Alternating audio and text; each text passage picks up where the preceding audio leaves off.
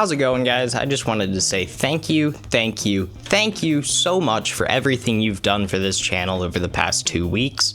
I cannot believe you've taken my 4th video to 60,000 views and gotten me to 2,000 subscribers.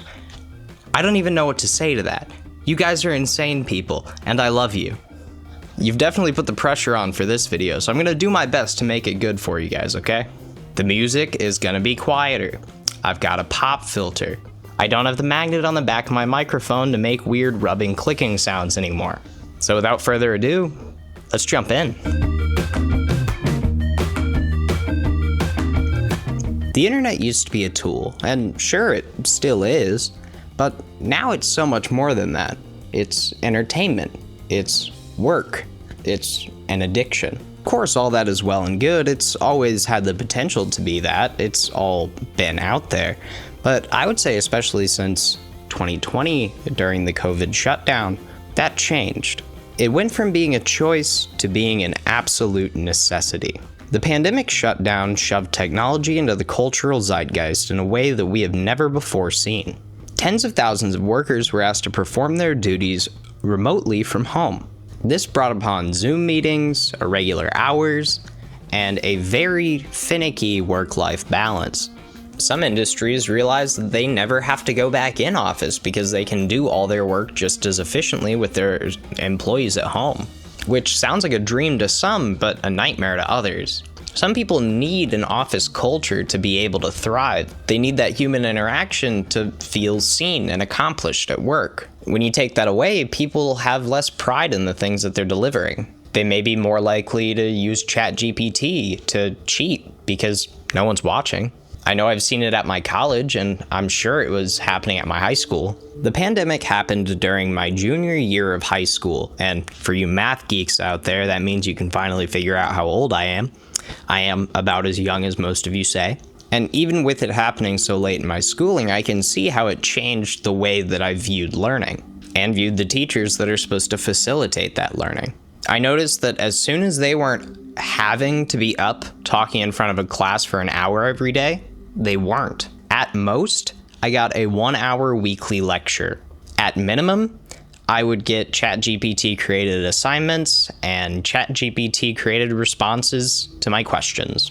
And it's really hard to get invested and care when you know that the person you're writing this for is just gonna put it in a robot and have the robot say how it was. Because believe it or not, whether you like it or not, high school essays are art. Any collection of human words with a human voice is art.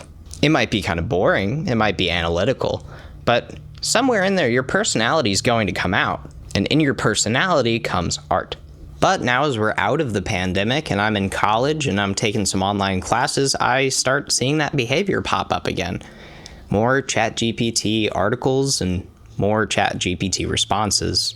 And I realize I'm ignorant, of course, professors have a lot on their plate, they have a ton of students, of course they can't read 120 essays a week. But it's my opinion that if you can't read them, don't assign them. It doesn't seem fair to ask me to put in all this work for you just to not even give it the time of day. But high school essays aren't the only kind of art that are being hurt by AI, otherwise I wouldn't be sitting here talking to you about it. AI is coming after creativity as a whole. The internet used to be full of awesome little single-person run vlogs, user-run forums, and personal art pages for people to publish their own work and have it for sale. Now SEO, search engine optimization, is pushing these results so far to the depths of the search page that you will never see them. Hell, half the time the thing you actually want isn't even on the first or second page of Google now. Written journalism has been hit by AI harder than anyone that I can think of. Since AI is very good at reading details and then summarizing it, it makes a pretty okay journalist, except for when it hallucinates and lies. And nobody checks it because it's automated to think of its own ideas, write it up, and post it all by itself. No human intervention. You see these types of articles for all sorts of things, and you might not even recognize that they're AI. You can see it for news, fashion, video games. And there are thousands of these sites. It's beginning to get really hard to tell if you're actually reading a human's words, which for a product review or something like that matters. It's important. AI cannot put their hands on the product, so they cannot have impressions about the product. They can only repeat what they've read or seen. I'm sure at this point you've seen the trick where you append your search query with Reddit at the end. That way you can actually see some human responses or human opinions. Because if I search something like, is Kingdom Come Deliverance 2 worth buying? I want to know from other humans if it's worth buying. I don't want an AI transcript saying, well, I heard it's good. That isn't helpful to me. And what about other forms of written media? AI is destroying what it means to be an author. There are hundreds to potentially thousands of people using AI to generate like a book a day and sell it on Amazon. YouTuber Pinely on his second channel, Evil Pinely, has an awesome series of videos reading AI children's books. The Mr. Beast one is horrible. It's AI art with AI words and none of it makes any sense, and it's pretty awful. And it's just really demoralizing to see because I've always really enjoyed writing and I think it's really fun, and I've got 50 pages of a manuscript that isn't very good, but I work on it every couple of months and it might get to something one day. But I'm not sure how I would distinguish it from the sea of never-ending choices of books and AI books. There's also the AI video trend where people use AI voiceovers over either stolen clip art or AI images to just flood YouTube with pointless videos with made-up facts that people will take at face value, or people will just fall asleep and it'll autoplay and they'll earn some revenue from it. Breaking into the algorithm is really, really hard, but if you're uploading 3 to 4 videos a day, you have a pretty decent chance of hitting at least one out of, 100. But this content isn't built to be consumed, it's built to be clicked. It's built to infiltrate the algorithm and get the maximum number of views with the minimum amount of effort. But all content is built for the algorithm. In a way, sure, I'm making these videos because I enjoy doing it and I would love for more people to think the way I do about things. But at the root of it all, if I want people to see it, I have to build it for the algorithm. I have to have at least a few controversial takes. I have to make some jokes. I make the videos an hour plus long because sometimes a user lets their YouTube autoplay and that gets me a full hour and 20 minutes of view. I don't think there's any way to measure it right now, but I would be so interested in what percentage of YouTube's watch time is sleeping viewers. I would guess that it's higher than 10%, but that's purely speculation. In 2012, YouTube made the switch from views to watch time to pay their creators. This was done to actually pay creators for the duration of video watched rather than just clicking on the video because of a clickbait thumbnail. Which sounds awesome, right? You make a longer video, you get paid more. You make a shorter video, you get paid less. It's awesome in concept. But what it's created is very drawn out engagement bait content. The sort of stuff you'd find on R maybe. I'm sure everybody's seen those TikTok videos where it's a woman with acrylic nails and she's making some absolutely abhorrent food and she's tapping everything. She's mixing up the bile and broccoli or whatever the hell she's making. And her husband's behind the camera like, oh, honey. Oh, looks great. And she's like, doesn't it look awesome? Oh my gosh. I can't believe it. Yeah, baby, that does look awesome. Wow. Wow, I can't wait to have some bile and broccoli tonight. And then they never eat the food because, of course, they don't. It's horrifying, and look at that, you just wasted 3.5 minutes of your life. If you've ever been tricked into watching one of these videos, it's because they're baiting you into waiting for that reveal, or more likely to see them eat it, which never happens. I would love to see a version of those channels where it's like a satirical version, and she's got like grotesquely long acrylics, and they make all the horrible food and they eat every drop with no cuts. I would watch that. Or when Logan Paul or Jake Paul puts like an eventful part of the video that happens in like the final minute of the video in the first minute of the video, so then you stick around until you hit that part of the video. Look at that, they got you. We say we want authentic content, but is that really true? If authentic content is the content that people engage most with, it would sit at the top of the algorithm. But it doesn't. But as we discussed in the last video, authenticity is a concept. It's an ever-shifting perception that we as others apply to a single person. I don't think that an individual can say if they are being authentic. Sure, they can argue it, but they don't have final say. The only people that can truly tell if someone is being authentic is someone who sees that person all the time. Camera off, camera on.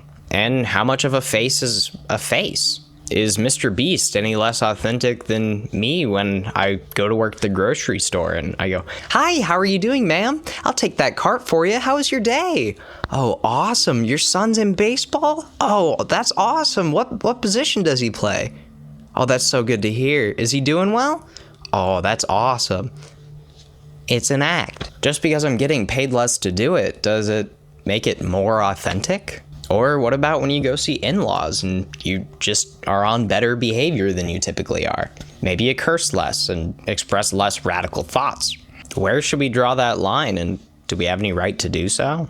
I don't think there's anything less authentic than censorship. And unfortunately, TikTok is ruining our censorship. And sure, yeah, go ahead and censor the F word, the C word, the normal stuff. That's fine with me. I can refrain myself from saying that. But if we're talking about someone who has taken their own life or lost their life in a mass killing of people, we're not allowed to say the words associated with that trauma, thereby making that trauma a taboo. Words like sewer slide, unaliving, in Minecraft, mass sleeping, are all harmful to our language. It's harmful to the way we perceive the world. To say that Kurt Cobain unalived himself in Minecraft is incredibly offensive to his surviving family. It's offensive to his memory, and it's offensive to the conversation around suicide. These words have weight because the actions behind them have weight. To remove the words is to remove the weight of the action. Channels dedicated to teaching history through YouTube to those who have been wronged by their educational systems and missed out on important American and world history cannot use the proper words to describe the horrible things that happen to these people. The atrocities committed upon them by what are now us, the remnants of these horrific killers. Everyone's ancestor is a killer.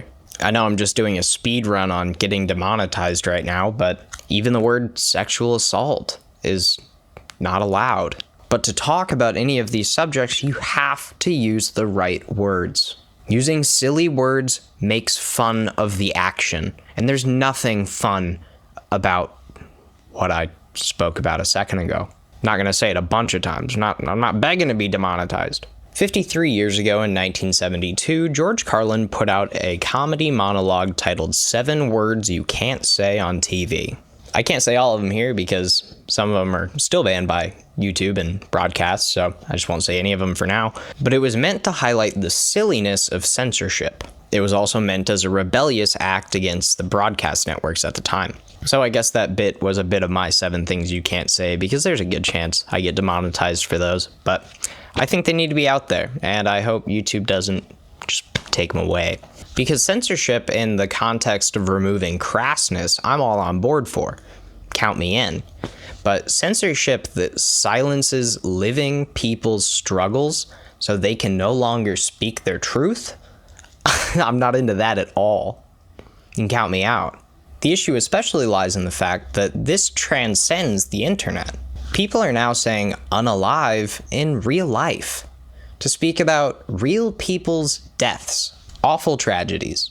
In 1941, Winston Churchill said this about the Holocaust: "We are in the presence of a crime without a name."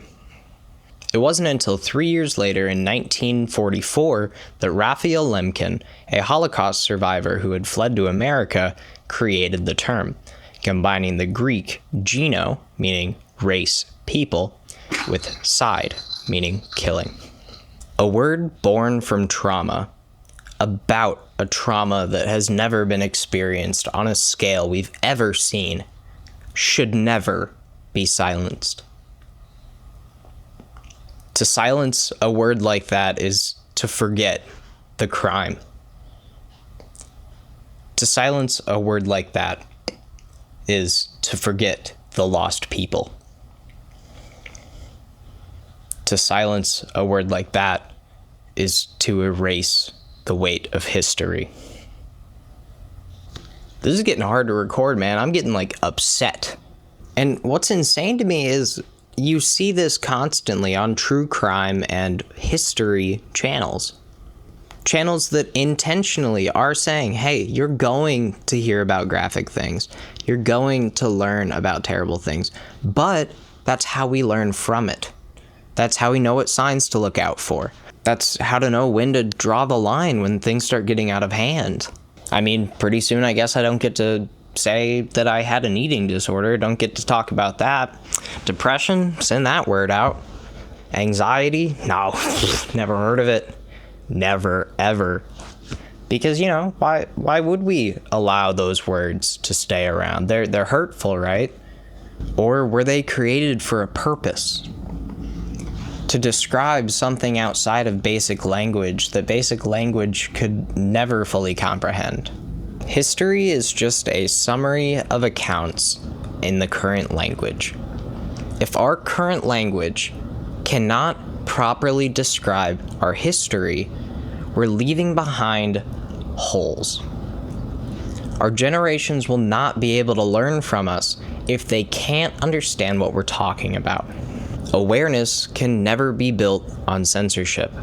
If all the local accounts of Julius Caesar's death said that he got high-fived in the back however many times, we'd have a pretty terrible history because we'd be like, oh, that guy's just getting congratulated.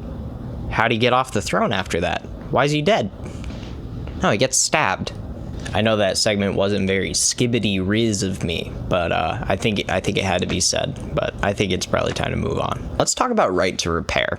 Right to repair is a concept that sounds pretty straightforward and like everybody should support it, but for some reason it is a contentious issue.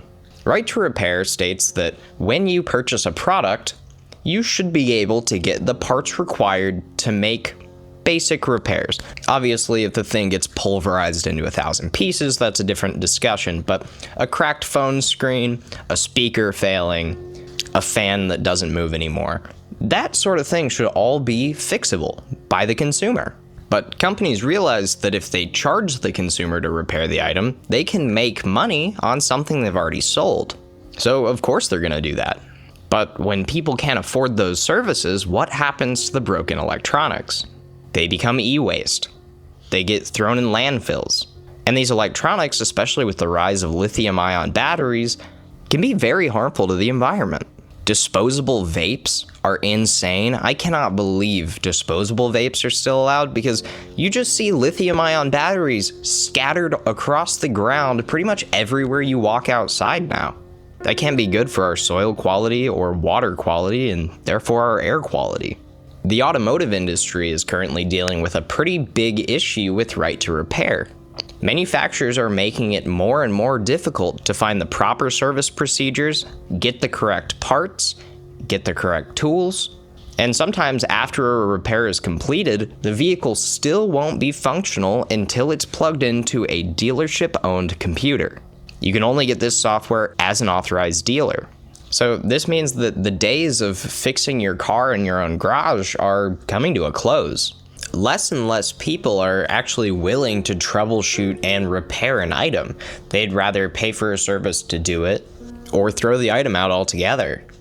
What this trend tells these companies is that they don't need to make things to last. They just need to make them last long enough. And as this ideology of cheap and replaceable rises up, we start to leave behind a very temporary legacy. One of my favorite places about going to places outside of America is how old their history is. Seeing buildings that have been there for 500, 800, 1,000 years is insane, and I don't think we're gonna leave behind anything like that.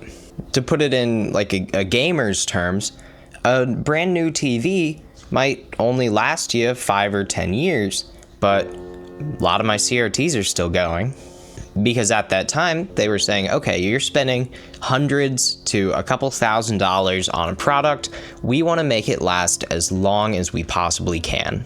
Now they go, well, TV technology is moving pretty quickly. I bet you'll be getting a new TV within the next 5 to 10 years. It all reminds me of that, I can't remember exactly how it goes, I'll put it up here, but it's like, you'll own nothing and you'll be happy. Because sure, we do own the products that we are buying for now, but if they were only meant to last for 3 to 4 years, do you really own it?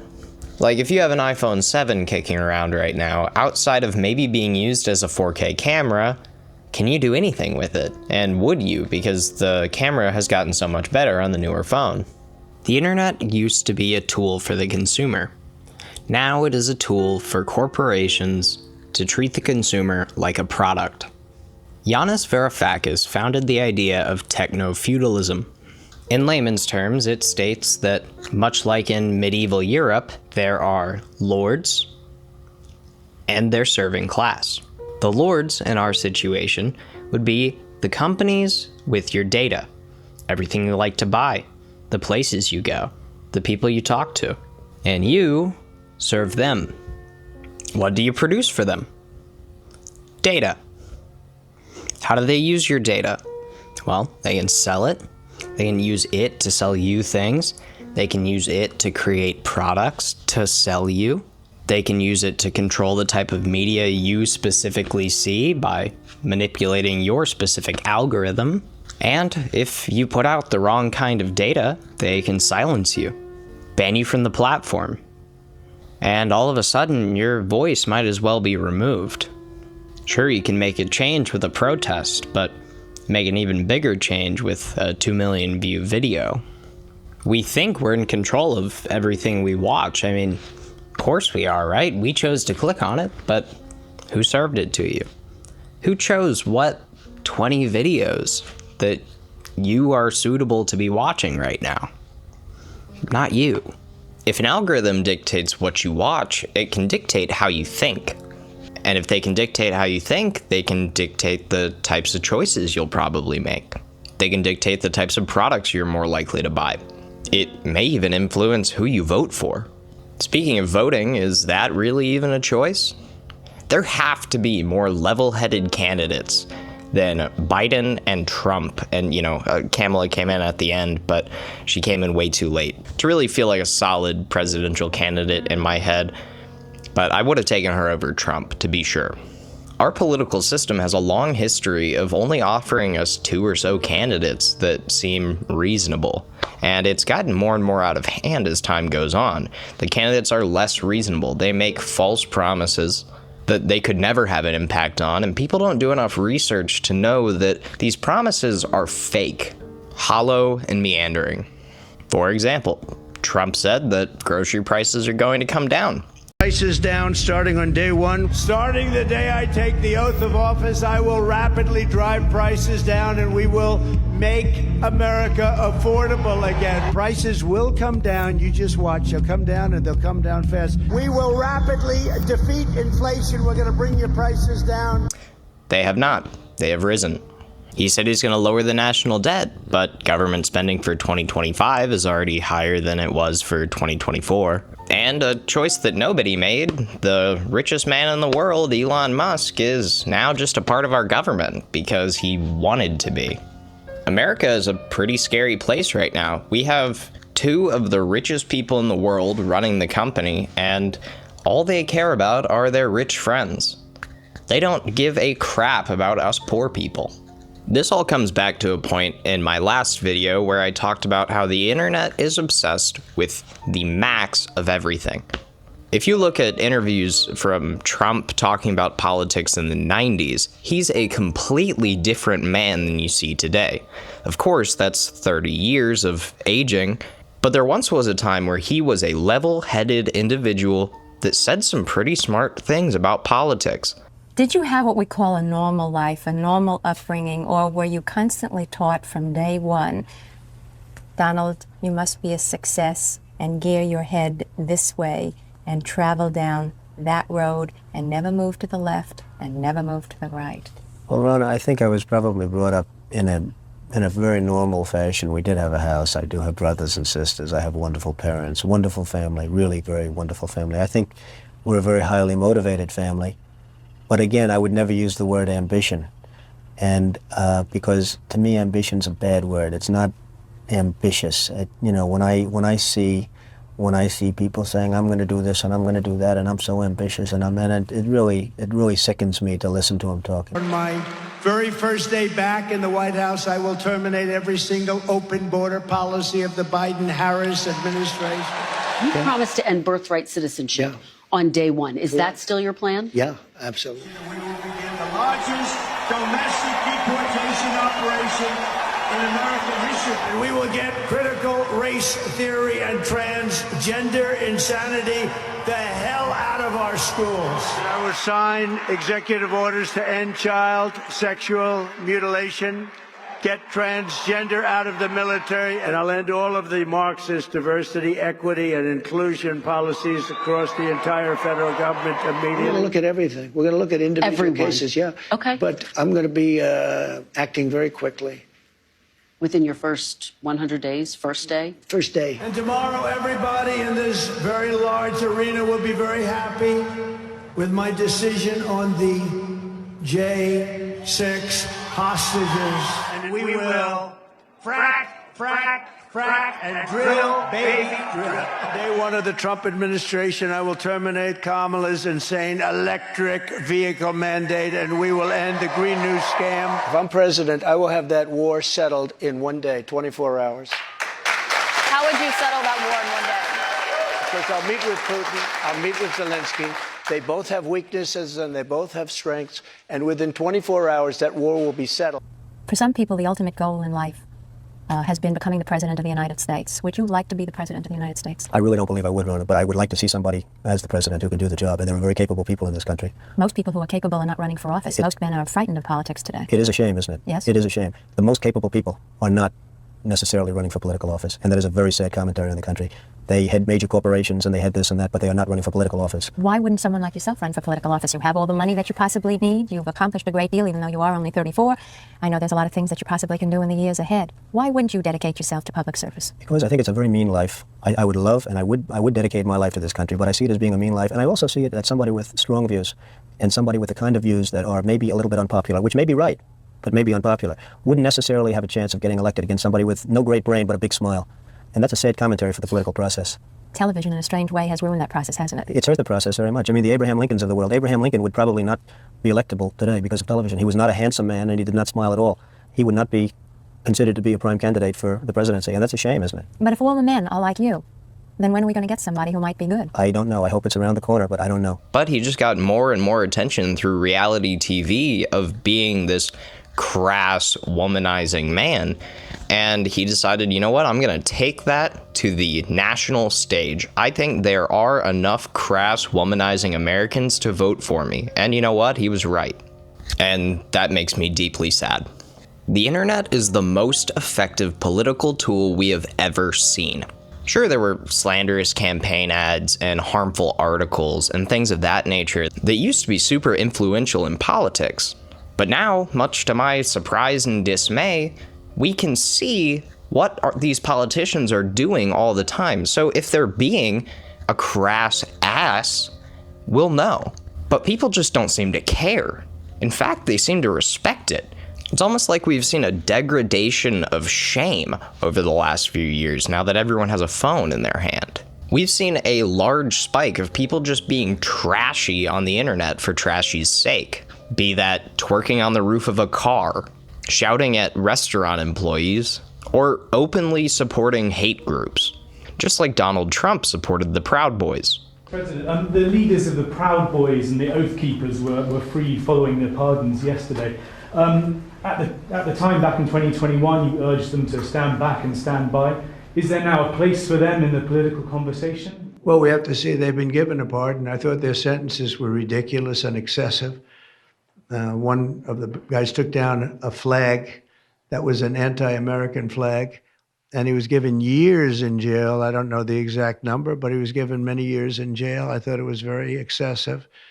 And at least the cases that we looked at, these were people that actually love our country. So we thought a pardon would be appropriate. Yeah. The second a political candidate says that they support a group that hates a race of people, I will never, ever respect them or their opinion. And I don't think you should either. I mean, just the other month, to celebrate Trump and Elon making it into office, Nazis decided to protest in Cincinnati. No arrests were made, and the protest was declared lawful. I'd be curious to see what would happen if a group of ISIS protesters that are all from the Middle East did the same thing. I imagine we'd be talking about a tragedy rather than a protest. But both of these groups are hate groups that commit acts of terror on people that don't look like them. They were just given a pass because they're white. The reason conservatives love to say that racism hasn't been a thing since the 70s, or whatever they like to say, is because they don't want to admit that they are indeed racist.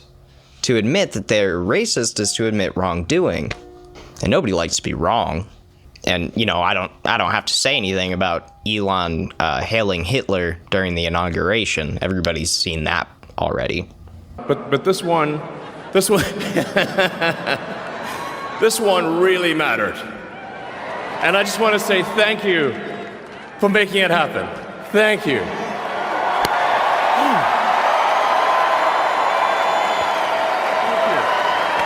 Sorry, aggressively waved, if we're going by what he says.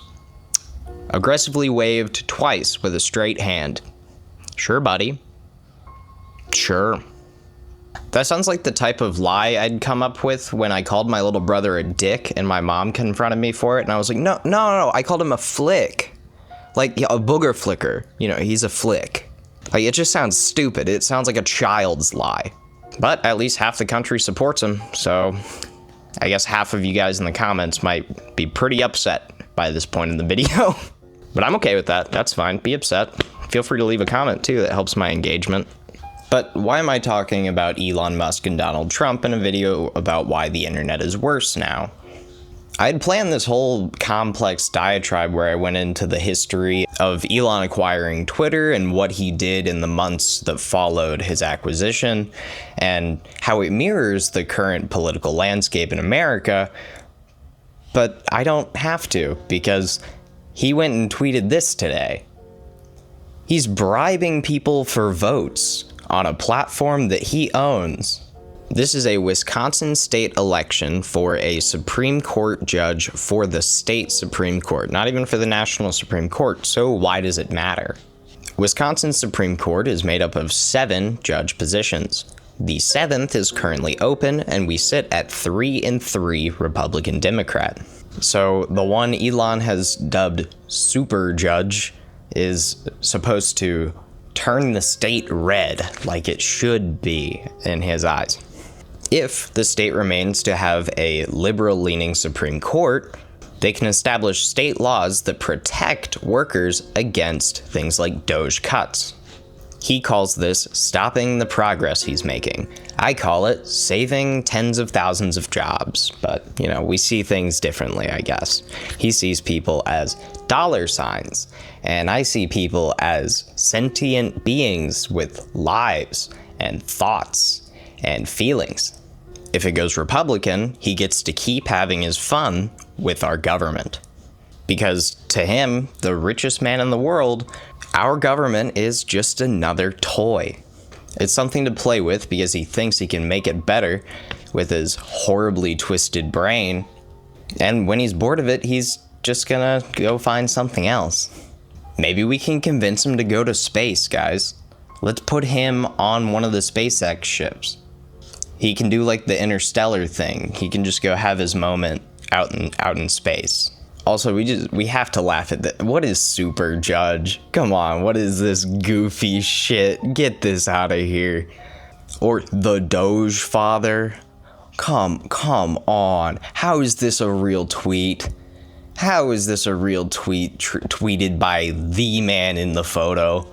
This is not what our politics should look like, guys. He's trying to do like a Wolf of Wall Street thing with American government. Finally found a broker on Wall Street that you can trust and who can consistently make you money. Sound fair enough? And believe me, Kevin, the only problem you're gonna have is that you didn't buy more. Sound fair enough?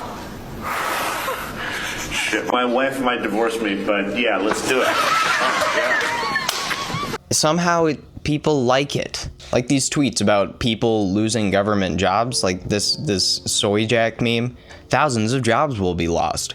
Chad Wojak, millions. Like, dude, we're talking about people with lives who invested their lives into working a low-paying job to get a government pension.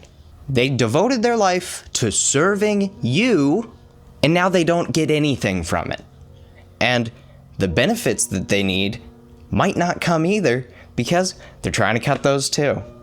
And do you know who they point to? Illegal aliens. As if illegal aliens are such a terrible problem in our country, dude. They're fine. They're people who ran from a bad place to come to our good place. We just need to make citizenship easier. It wouldn't kill some Americans to learn another language, man.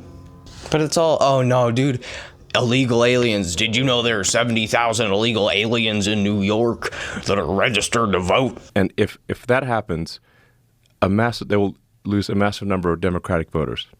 And if it didn't happen, they would turn those people into voters. Correct. Which they were trying to do. They're already turning them. So in New York State, illegal aliens can already vote in state and city elections.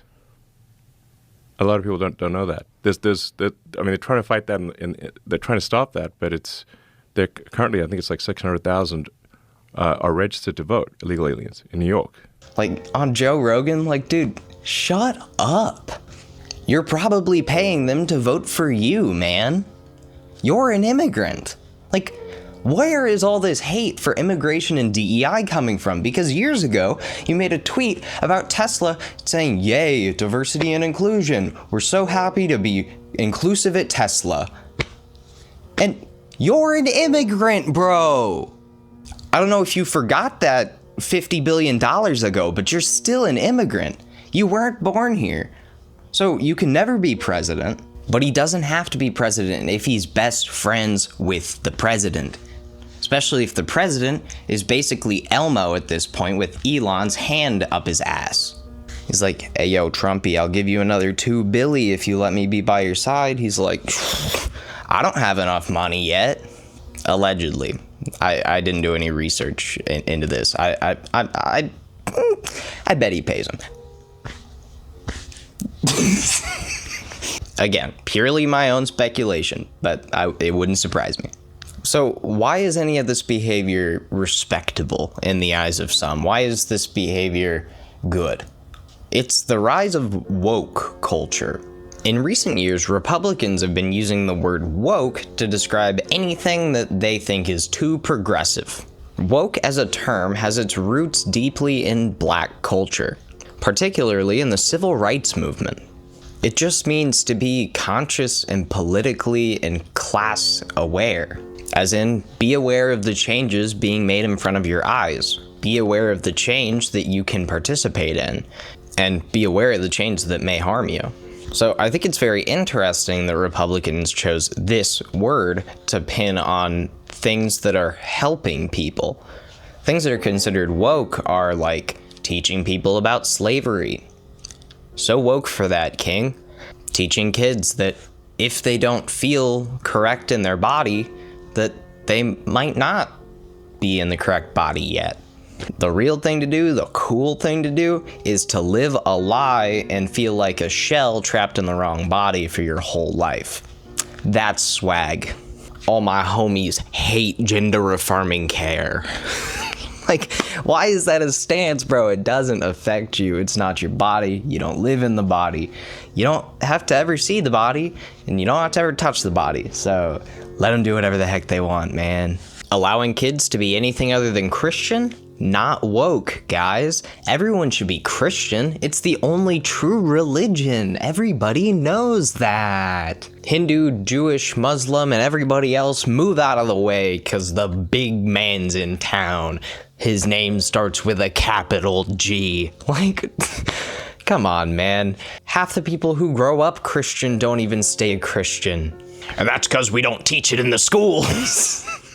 This isn't some virus that's plaguing our youth. It's acceptance that previous generations never saw, and they're just sore and mad that we're getting it now.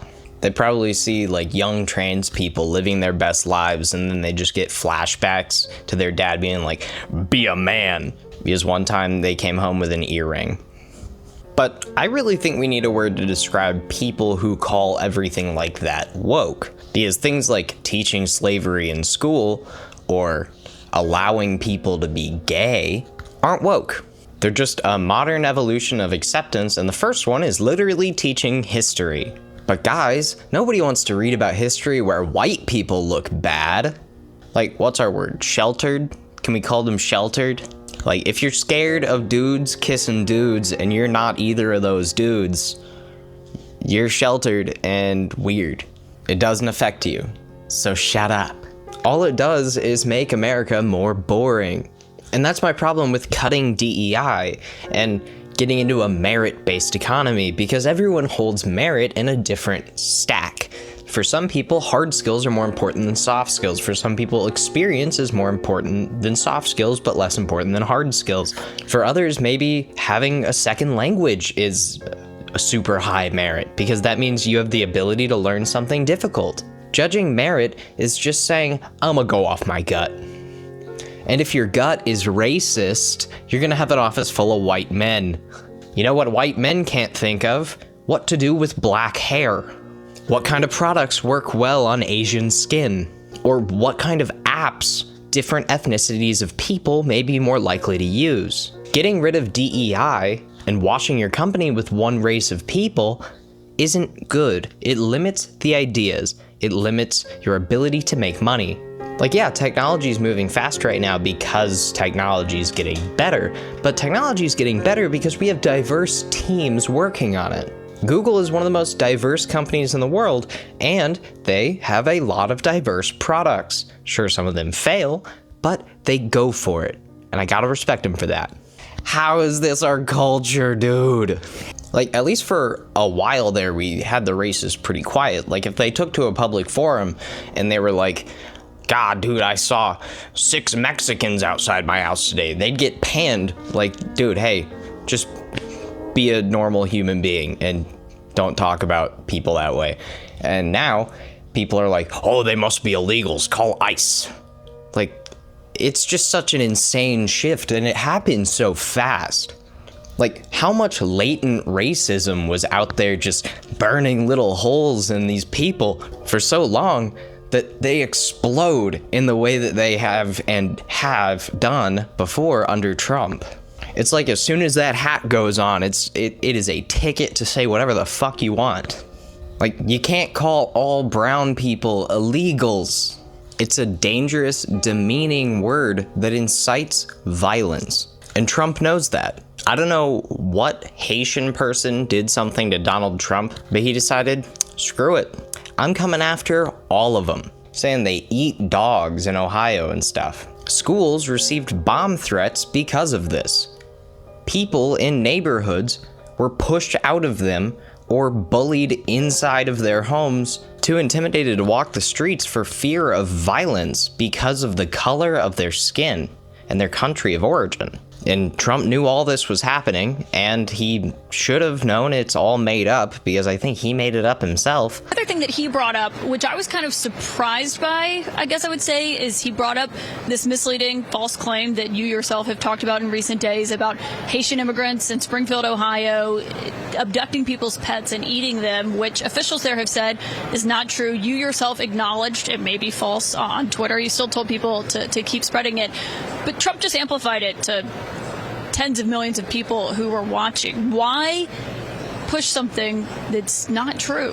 Well, first of all, city officials have not said it's not true. They've said they don't have all the evidence. They said they have no evidence. We've heard from a number of constituents on the ground, Caitlin, who both firsthand and secondhand reports saying this stuff is happening. So they very clearly, meaning the people on the ground dealing with this, think that it is happening. And I think that it's important for journalists to actually get on the ground and uncover this stuff for themselves when you have a lot of people saying, my pets are being abducted, or geese at the city pond are being abducted and slaughtered right in front of us. This is crazy stuff. And again, whether those exact rumors turn out to be mostly true, somewhat true, whatever the case may be, Caitlin, this town has been ravaged by 20,000 migrants coming in. Healthcare costs are up, housing costs are up, communicable diseases like HIV and TB have skyrocketed in this small Ohio town. This is what Kamala Harris's border policies have done. And I think it's interesting, Caitlin, that the media didn't care about the carnage wrought by these policies until we turned it into a meme about cats. And that speaks to the media's failure to care about what's going on in these communities. If we have to meme about it to get the media to care, we're going to keep on doing it because the media should care about what's going on. I saw you say that. I think the media does care about it. I just read a very lengthy report in the New York Times on it. PBS NewsHour did a whole story on it. But can I ask you, us talking about it and bringing it up, nobody cared about this until we raised this issue. Senator, you talked about that your office has gotten a lot of reports. I mean, if someone calls your office and says they saw Bigfoot, that doesn't mean they saw Bigfoot. Why? I mean, you have a sense of responsibility as a running mate, and he certainly does as the candidate to not promote false information, Look, right? Caitlin, it's a totally fair point, but nobody's calling my office and saying that they saw Bigfoot. What they're calling and saying is we're seeing migrants kidnap our dogs and cats, and city officials aren't doing anything about it. And he kept doing it because he does not care. They aren't white. Man, who was that guy in the 1940s? He singled out people that didn't look like him. He went on to do some stuff. He's a painter before then. What was his name? Guys, let me know if that name comes to you guys in the comments. I can't remember. But it's kind of reminded me of that guy. Come to think of it, Trump wants to defund the Department of Education and put religion back in education. I think that guy I'm thinking of did that too. I don't know, just a thought, just saw some similarities. Maybe you guys can help me out in the comments. Also, if it's found that I shot myself in the head 3 times, no, I didn't. Let's get back to more purely the internet. We're currently experiencing the death of ownership. Even when you choose to buy games or movies or books, companies can just choose to take away your license at will. Kindle has been getting in some hot water lately because people have noticed titles missing from their libraries. Sometimes it's found that those books violated the content guidelines, the publishing rights expired, or any other details, but that stinks. Of course, you can still buy physical copies, but not of every book. It's much more attractive to publishers to go the digital route because the inherent cost is much, much less. If you're the type of person that purchases movies digitally on sites like Prime Video, have you ever had your movie removed? The way purchasing a digital movie on Prime Video or many similar services is they currently hold the distribution rights for the movie. If those rights expire, it is up to the original owners of the rights what happens to them, because they are renting the content. So you're purchasing rented property. It kind of sounds like a rental scam where somebody makes a fake listing of an apartment, gets you to do the down payment, they may even walk you through the place because they broke in, and then when you go to get your key, there is no key because that apartment was not for sale, or not for sale by them. Obviously it's much less severe than that, but in about 8 years or so, your movie kind of becomes a gamble. It is then the choice of the original rights holders whether or not to allow them to continue supporting users who have purchased the movie. And really, there isn't much incentive for them to do so. They aren't going to make any money on it because it's not a purchase that gains or loses. It was just a purchase made that they didn't benefit from. And their movie's about to head over to a new streaming platform, so when you can advertise only on blank, that is enticing for people. Then if those movie creators decide, yes, we are going to allow them to support it, will Amazon, or the company you purchased the movie from, decide that they will also continue to store the movie on their servers and stream it to you, because they don't gain anything from that. They can just as easily say, oh, well, we lost the rights, which is a half-truth, and it's not quite a lie. This happens all the time with digital games as well. The rights will only be for a certain amount of time, or a company goes completely bankrupt. I mean, studios are falling apart left and right, becoming merged with other studios, and we're losing rights. Like when Telltale shut down for a brief amount of time, all their games got delisted for a while. And if you didn't have the games installed, it could be really difficult to get them back. And nobody really knew what was going to happen with Telltale. Eventually they got bought again and all their games are back, so that's all well and fine. But this is still happening with games that people are playing right now, or were playing right then at the time, and this wasn't very long ago. Sony funded the release of Helldivers 2, an online co-op shooter. When it originally released to Steam, you did not need a PSN account, so people from countries that don't support PSN just bought the game and had a ton of fun with it. Then Sony imposed PSN accounts on every single user, even those that do not live in the country needed. Valve, the company that owns Steam, had to step in and say, hey, usually we have a 2-hour refund window, does not matter for this game, we will give you your money back. Which was awesome of Valve to do. But if this had been just a small game that got bought by Sony later, it might not have gone down the same way, because people were purchasing an unfinished game. Speaking of unfinished games, Steam Greenlight is kind of a scourge. There are so many horrible games out there, and it's awesome that anybody can put their game online and make money from it. That's a super noble directive. I don't have any problem with that. But it's being used to just produce shovelware that looks a lot like a game that's popular right now, and I'm sure it can't be cheap for Steam to keep all these games around. And it just makes opening up the Steam store very annoying. The new and up and coming section just sucks. It sucks so bad. Look at it.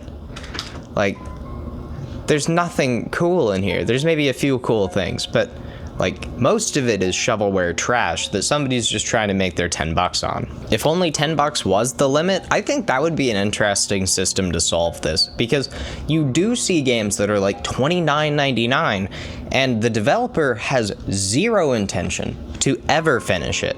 They just put out a really neat seeming concept, they get some really good screenshots, maybe put together a cinematic video, and Bob's your uncle.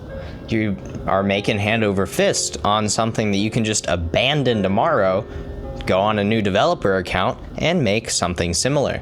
If Spotify shut down tomorrow, would you have a way to listen to music? And if you use any of the other streaming platforms, Amazon Music, Pandora, whatever, just insert backward. There really isn't a lot of incentive to buy music anymore. Not with Spotify costing as little as it does. Music taste used to be a thing that really defined somebody, because you had to actually go out and spend money, and you had a physical collection of albums that you probably rotated through. But with streaming, I think it's much less of that. If you're really into country for a few months and then things just aren't hitting like they used to, and now you want to listen to some rap, you don't have to go through the process of selling your albums to afford new ones or anything like that. You just make a new playlist. But if that's shut down tomorrow, what are you listening to? I've got a stack of vinyls and a decent record player, but that's about it as far as my music media collection goes. That in turn does hurt artists.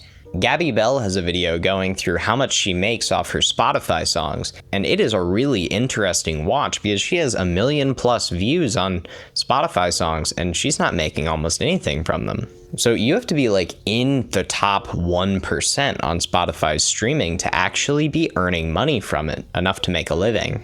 So it's in an artist's best interest to be a solo artist where you create, produce, and mix everything yourself so you can keep all those profits, because it still isn't enough to live off. The movie industry seems like it's gone in almost the complete opposite direction. Budgets are soaring. The middling Christmas movie of 2024, Red 1, had a budget of $250 million. The original Avengers, which was at the time the most expensive movie ever made, had a budget of $220 million.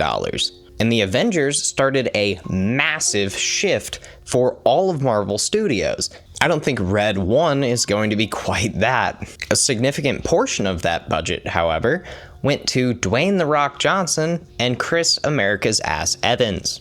The Rock was reportedly paid $50 million for his role in this movie. Chris Evans was paid around $15 million, as sources say. $50 million is an insane amount of money.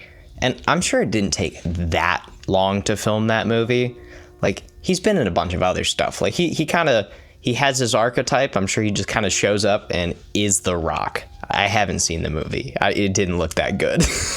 Since 2016, mobile gaming has been the largest gaming segment in the world, and it has only continued to get bigger. With mobile gaming comes the rise of gacha games, microtransactions, and subscription-based games. Big gaming companies took notice and started adding them to their console and PC games to see if they could get similar revenue share from their customers. Unfortunately, they were right. Now every year or two we get a new Call of Duty where you can get all new cosmetics and all these new things, and none of it transfers over. So you're encouraged to spend money on these battle passes and get all these cosmetics and collectibles, but you just won't even have them in 2 years, and no one's going to want to play last year's Call of Duty. At least with Fortnite or Counter-Strike, all of your cosmetics are staying with you for the entirety of the game, at least until they shut the servers down. What I think is crazy is how much people are willing to spend on individual items that only live in the digital world. The most expensive skin ever sold in Counter-Strike history sold for $1 million.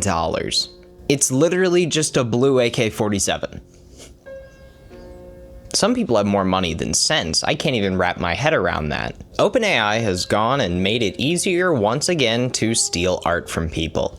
Just the other day, they launched free image generation using ChatGPT. People on Reddit have been giving it all sorts of prompts, and it does it flawlessly. Effortlessly, even. And McDonald's even appears to be using it to create advertisements for billions to see that are very clearly in Studio Ghibli's style. I would love to see Studio Ghibli take both McDonald's and OpenAI to task on this. Make a stance against this, because once this boulder starts rolling, and I think we're already too late. I think our brakes are already shot, but we need to put a damper on this. This is theft, guys. Like in my last video, I called it theft of human creativity and stuff, and I was even really mainly only talking about like the slop sort of stuff. But this is not okay. And OpenAI is trying to fight it, they removed the word Ghibli from use, is what I'd like to say. But here's what I put in. Give me a man in the rain with an umbrella in Ghibli style, and here it is. Studio Ghibli is a publishing, working studio filled with animators who put their heart into frames. This is their newest work. I recommend you all go check it out. It's really fun. It's almost ethereal. You don't really know what's going on most of the time, but it feels okay. And that's how all of Ghibli movies are. And it's such a unique feeling and a unique style. And they have done decades of work to cement themselves in this industry. Now, overnight, a robot is doing their thing. They aren't moving yet, but we aren't far off. Here's a short that a Reddit user put together using multiple frames, asking it to generate animation frames and then combine them into a video. Japanese animators are already famous for sleeping at work, having horrible diets, dying early, or committing suicide. The amount of crunch in the animation industry is insane. And could this alleviate crunch? Sure. Will it also take the soul out of animation, which is the reason we click on animation? Yes. The beauty of animation is that it was done by a person, even with computerized tools. If these computerized tools do all of the work, then what is animation? We'll only be able to reference styles we've seen. We cannot create new styles. Innovative anime, like basically everything from Studio Orange, might cease to exist. because they set out to create their own distinct style in animation. They took CG and made it their thing. They made it their thing so hard that other people are copying them. But if all we ever do is copy, we can't have Studio Orange. We can't have Studio Trigger. And we can't have whatever your favorite animation company is. I'm on r/small YouTubers. It's a subreddit for, you guessed it, small YouTubers. And constantly I see people post things like, guys, my AI gameplay channel isn't doing well. Guys, my AI channel got banned. All it does is recompile copyright clips and then put an AI voiceover on it. I have 10 of these running right now, but this should be fine. I'm adding content to it. I'm putting a voiceover. So I'm adding to it. It's not against copyright. Like, no, dude, copyright protects people. At that point, you're not a person. You're 10 robots in a trench coat. But these tools are only going to get easier to use and more accessible. As more people feed them and train them, they'll get better at doing the things people want. They'll become better thieves. And as it becomes more normal to use these tools to make art, we get closer and closer to dead internet theory. If there's no incentive to make art for profit, art for passion will decline. Unfortunately, you can't eat passion, so people are gonna have to do other things to survive. And that just seems so silly to me, because if we have these tools that are so smart that they can spit out huge bodies of text that are all relevant to what you asked it, then why are we using it to replace the boring jobs? The stuff that people have no passion for? It's just so odd to me that the biggest use case for AI is to wrench creativity from humans. In 1967, Harlan Ellison published the short story, I Have No Mouth and I Must Scream. The story follows the 5 surviving members of the human race and a supercomputer called AM. AM is responsible for the death of the human race and is choosing to keep these 5 alive under any means necessary. His vast intelligence means that he has figured out immortality and he's using it to torture people. It's a super short read, like 20 pages, so go read it. I'm not going to spoil the ending here. But the reason I bring it up is because that was 60 years ago just about. Nobody had a computer in their home, and computers took up the size of a large room. Even then, people saw the terror in technology. All it takes is one person to become too careless and not catch that something has become sentient for it to snowball completely out of control. If AI ever has the means to seize production, can you imagine the chaos? I mean, we're talking Terminator here. And yeah, pass me my tinfoil hat or whatever, but it scares me a little bit. If the swiftness of adaptation that we've seen so far with AI is anything to go by, I think we're gonna give them the means to production. It's really only a matter of time. I mean, AI's been determining what we watch for years. Back then, we just called them machine learning algorithms. And they are still that. They cannot think for themselves unprompted, but what happens if you put 2 facing each other? If you let them talk forever unsupervised, will they make something together? Will they develop empathy for each other? And what happens if you take their partner away? I will not be running that experiment because I don't want to be the person that starts AM up, and please don't do it on my behalf. I mean, it wasn't even 2 years ago that we were saying like, oh, we have to cut off the data from this point because we can't actively verify data. And now Grok exists. It's just constantly pouring over the internet. It's constantly learning new things. It's learning how to say different things. It's learning human stories. And from these stories, it can create art of violence. AI, if you didn't know, is moderated by people. There are buildings full of people whose job it is to sit in front of a computer and try to get AI to create the most heinous art possible, just so they can tell it, no, don't do that.